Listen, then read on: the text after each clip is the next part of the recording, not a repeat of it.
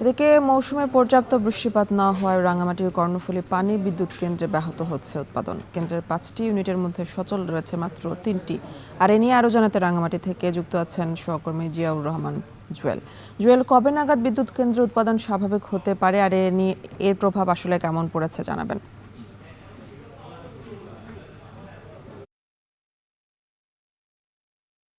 Any বলে রাখি যে দক্ষিণ পূর্ব এশিয়ার সর্ববৃহৎ যে কৃত্রিম জলাধার সেটি আসলে এই কাপ্তাই হ্রদ। মূলত কর্ণফুলী নদীতে কাপ্তাই, রাঙ্গামাটি যে কাপ্তাই এলাকা রয়েছে উপজেলা, সেখানে বাঁধ দিয়ে 1960 সালে এই জলবিদ্যুৎ প্রকল্পের কারণেই মূলত সেই বাঁধটি নির্মিত হয়েছে। কিন্তু সেই জলবিদ্যুৎ পানি বিদ্যুৎ সেটি আসলে কার্যক্রম সেইভাবে আসলে এই মুহূর্তে আমাদের যে জাতীয় গ্রিডে বিদ্যুৎ যুক্ত হওয়ার কথা সেটি আসলে সেইভাবে যুক্ত হতে পারছে না। কারণ হিসেবে বলা হচ্ছে এখানে যে পানির দরকার সেটি আসলে সমুদ্র পৃষ্ঠ থেকে, আপনি জানেন কাপ্তাই হ্রদের ধারণ ক্ষমতা মূলত 109 ফিট।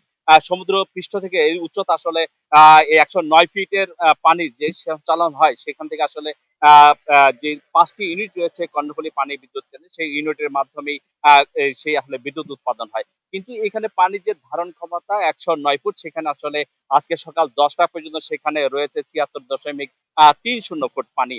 কিন্তু এই সময়টাতে থাকার কথা মূলত 83.73 ফুট, অর্থাৎ বেশ কিছু পানি কিন্তু এরই মধ্যে কম রয়েছে, যার কারণে উৎপাদনে ব্যাহত হচ্ছে। এবং সেখানে 5টি ইউনিটের মধ্যে 3টি ইউনিট কোনোভাবে সচল রাখা হয়েছে পর্যায়ক্রমে, সেটি আসলে সর্বমোট 99 মেগাওয়াট বিদ্যুৎ উৎপাদন হচ্ছে, এবং যা পুরোটাই আসলে জাতীয় গ্রিডে যুক্ত হচ্ছে। একটুখানি বলে রাখি, কাপ্তাইয়ের যে বাঁধ, যে বাঁধের যে পানি সেটি আসলে একেবারে প্রকৃতির উপর নির্ভরশীল। আর এই কারণে বৃষ্টিপাত না হলে একই সঙ্গে যে প্রতিদিন পানি যে ছেড়ে দেওয়া হচ্ছে কাপ্তাই যে বিদ্যুৎ উৎপাদন কার্যক্রমের জন্য, সেই কারণে আসলে পানি প্রতিনিয়তই কমছে।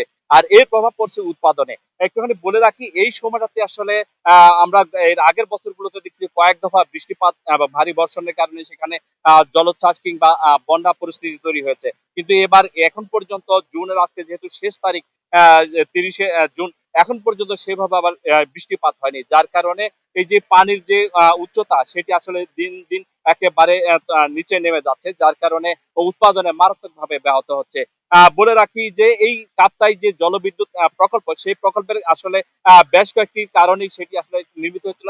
প্রধানতম কারণ ছিল যে বিদ্যুৎ উৎপাদন, সেটি তো ব্যাহত হচ্ছে। একই সঙ্গে পানির যে উচ্চতা এখন কম, যার কারণে এখানে পর্যটন, যোগাযোগ, একেবারে মৎস্য উৎপাদন, কৃষি কার্যক্রম সব জায়গায় আসলে মারাত্মকভাবে ব্যাহত হচ্ছে।